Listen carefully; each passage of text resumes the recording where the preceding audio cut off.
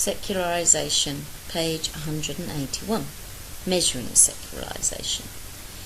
Secularisation is generally thought to be the process of the decline of religious influence upon social life. The problem is, how do we measure that influence? Should we use statistics, positivistic indicators like church attendance, marriages, christenings and funerals, or should we rely on more qualitative indicators, belief, and meaning-based data on how religion pervades your inner soul and existence? Non-positivistic interactionist research. As usual, there are some big sociological ideas to look at with the arguments and problems which run through sociology, churning under the surface.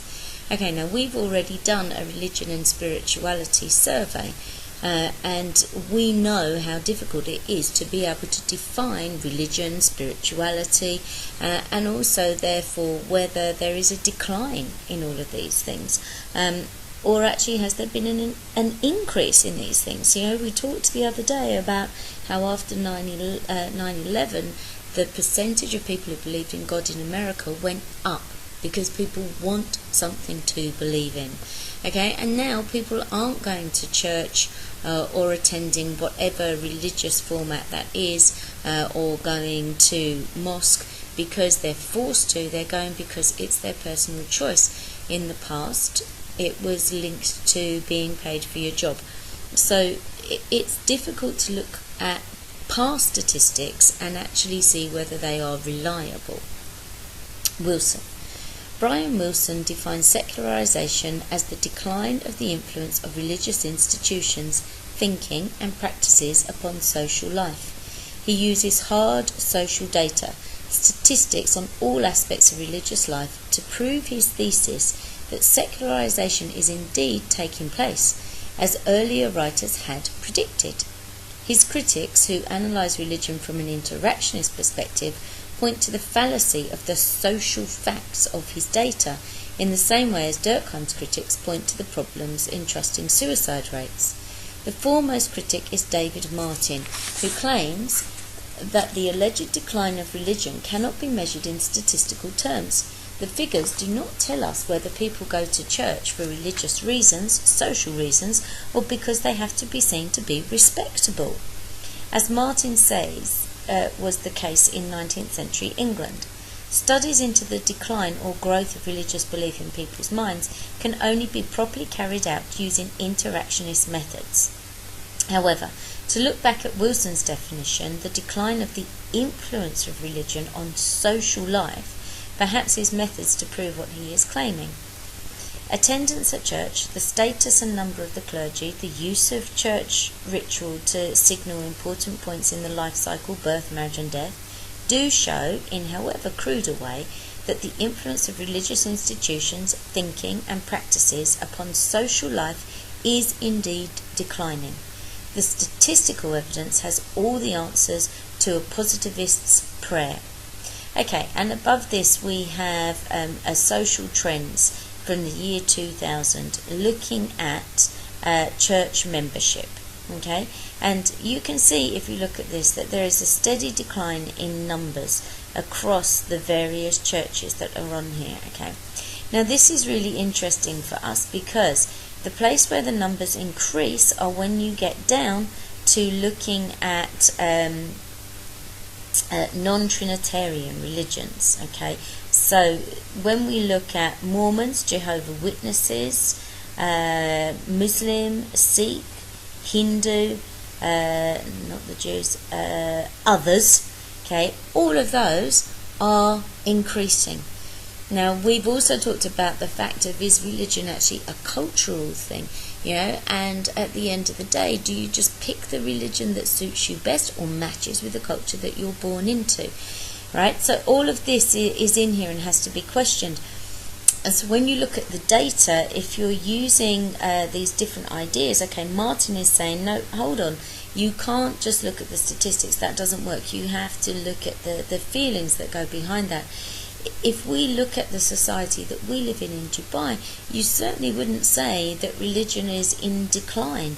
You know, Muslims' belief is extremely strong and extremely important And if you compare the way that Muslims behave in Dubai in comparison maybe to the Muslim behaviour that you see in the UK, then you understand that, religion isn't in decline in this country.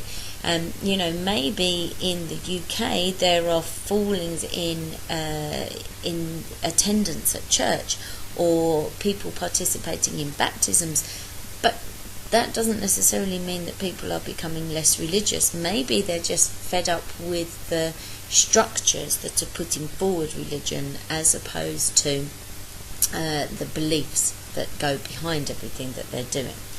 So Wilson's evidence. Wilson himself argues that in 1950, 67% of the children born alive in Great Britain were baptised in the Church of England. In 1973, this was the case for only 47%. Okay, but look above. The numbers of Baptists is only slightly in decline, and the Baptist Church talks about the fact that you don't baptise babies, you baptise adults. So maybe that's a shift in belief as well.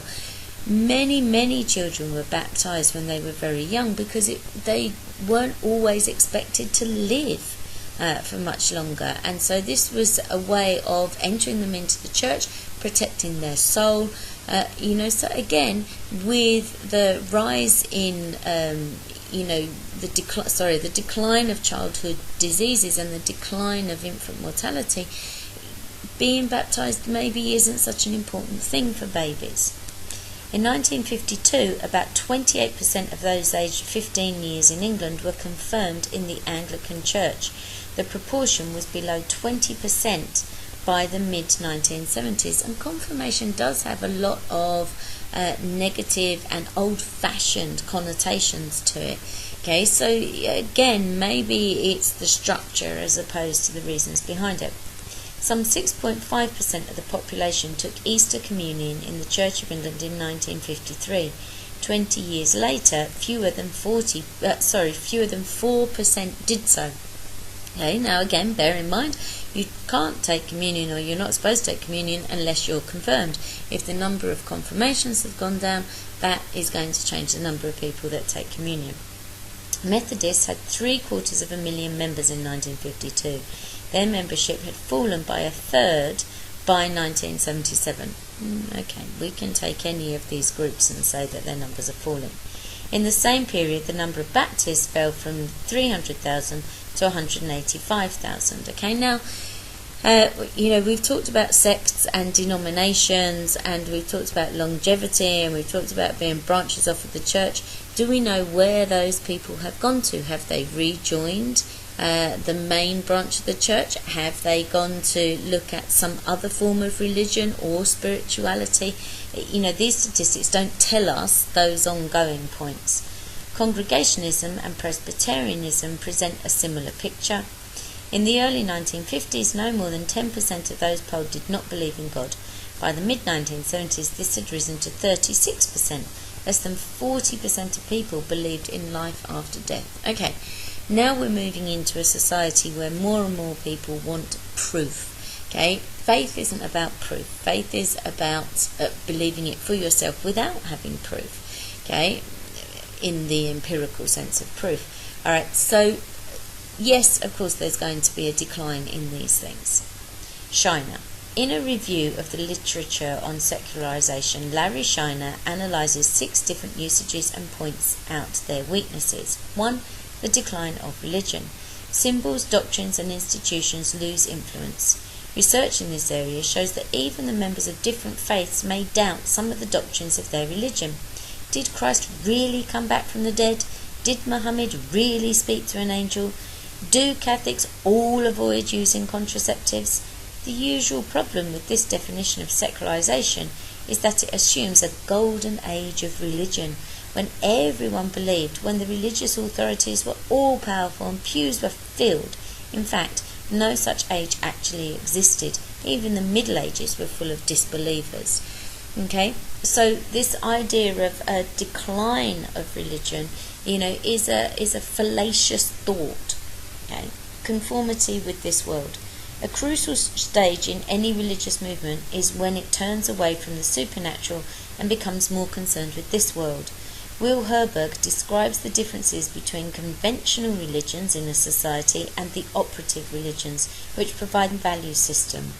Those who belong to the conventional religions, Judaism, Islam, Christianity, actually reflect the values of the operative religion of American society, secular, non-religious values.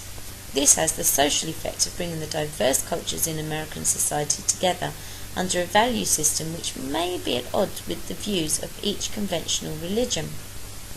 Again, the difficulties of measuring these shifts of belief away from the scriptures and into everyday life prove impossible to untangle. What could be happening is that people choose to emphasize the aspects of their belief system which are in accord with their lifestyles and the expectations made of them, while ignoring other aspects. Does this mean that they believe any less than their ancestors who also tailored their beliefs to fit in with the world? Shiner argues that increasing secularization implies a move away from religious belief, when what in fact is happening is simply a shift in the emphasis of religious belief.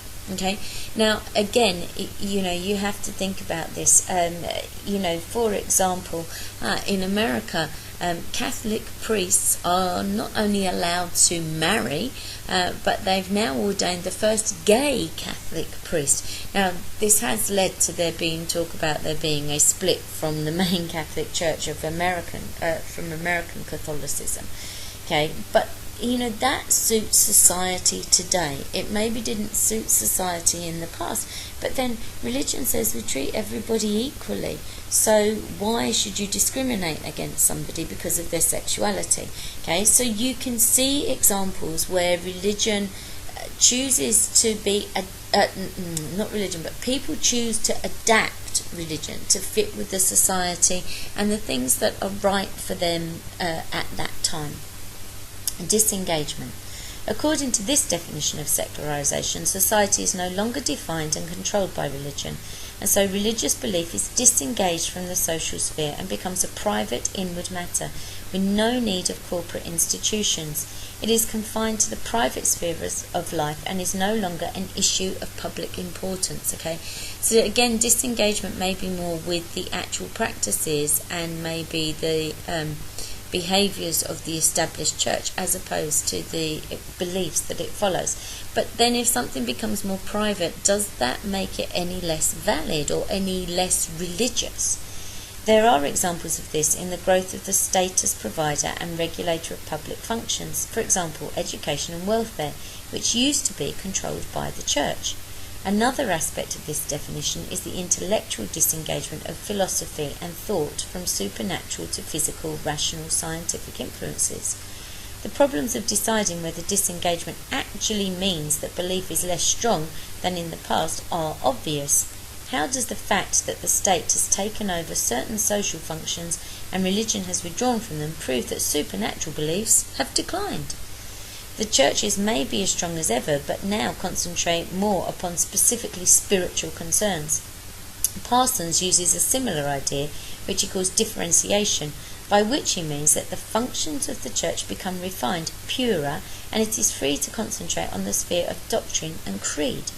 Robert Bella agrees with that this differentiation is a signal of change, and that it signifies evolution rather than secularization. Any rejection of the supernatural and of doctrine are just new ways of using religion, not evidence of a move away from it. Okay, and in the past the church had to provide all of these things because they weren't being provided by the state. Okay, so education, places for people to stay, and now we have a welfare state. We have awareness that you need to help people out. So the church doesn't need to do this, so it can stop doing those things that were draining all its resources and its energies and actually focus on the thing that the church was put there to do, which is to look at spirituality and religion. Transposition of religious beliefs and institutions. Under this definition of secularization, aspects of religious belief are taken from religion and given a social secular nature. Examples are psychoanalysis as a secular form of confession, the spirit of capitalism as a secular Protestant work ethic, and the Marxist revolution as a secular Judeo-Christian messianic revolution. The transposition of beliefs definition suggests that society steals the most attractive ideas in a religion and strips away their supernatural coverings. This view of secularisation is open to the criticism that it is not clear which came first, the religion or the secular version.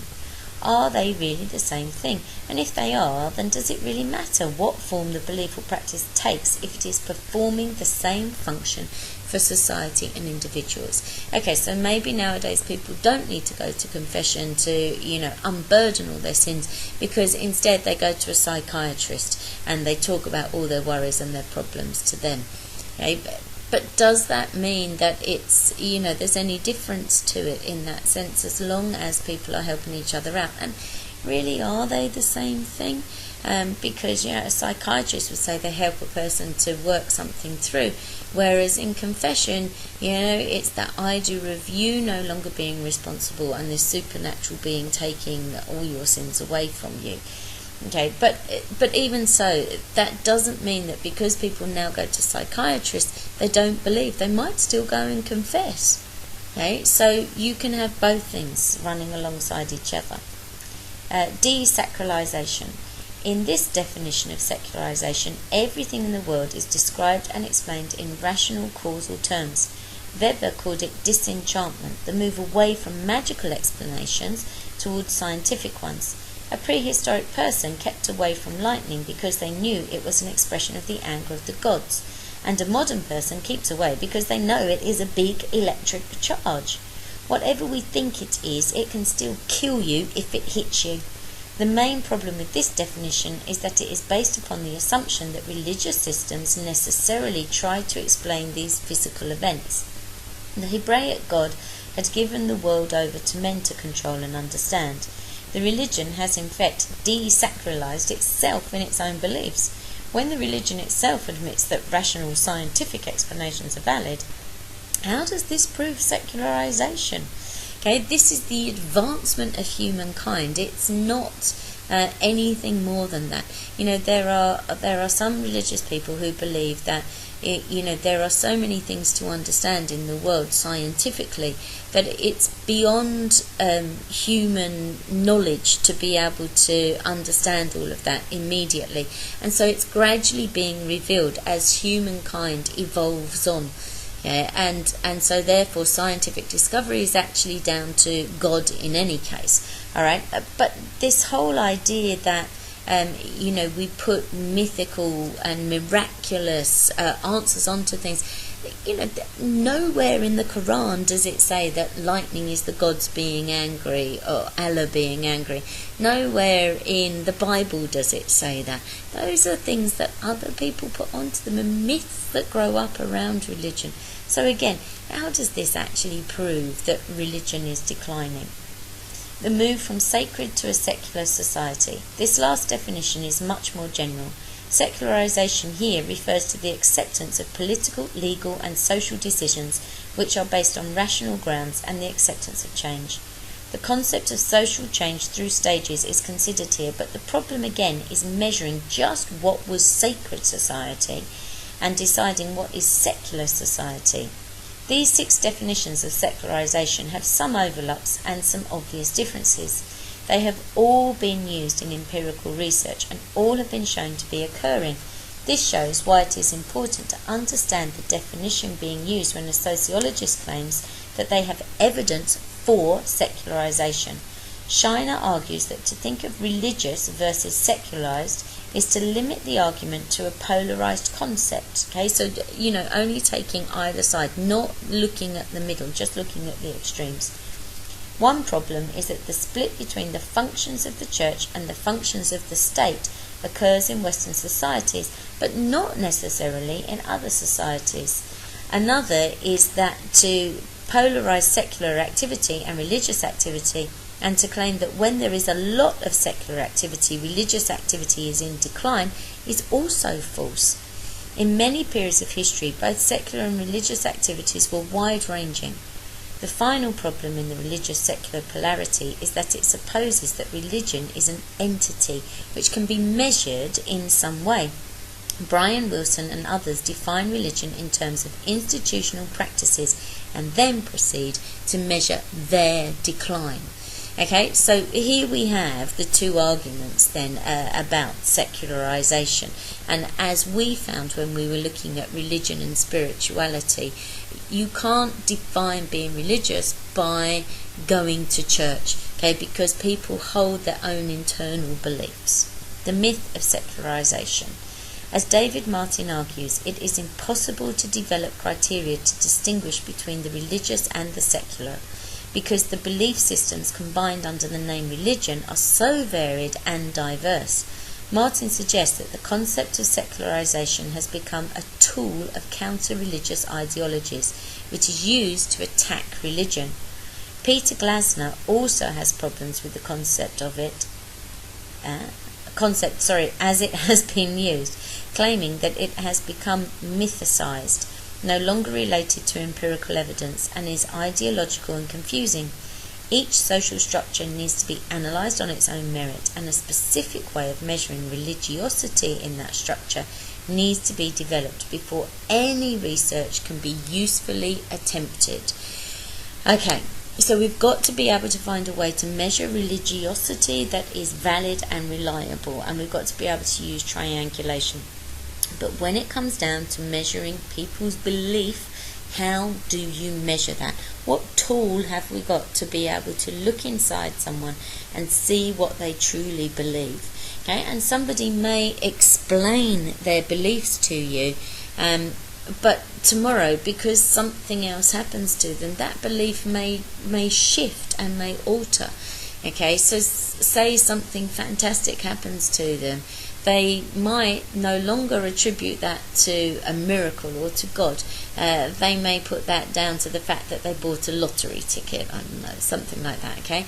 But if something bad happens to them, a lot of people want to attribute that to God and to blame him, for things that have happened. So measuring religiosity is an extremely difficult thing to do, and actually what these sociologists are coming to the conclusion is that we can't talk about secularisation. It becomes invalid because human beings and their beliefs are virtually impossible to measure.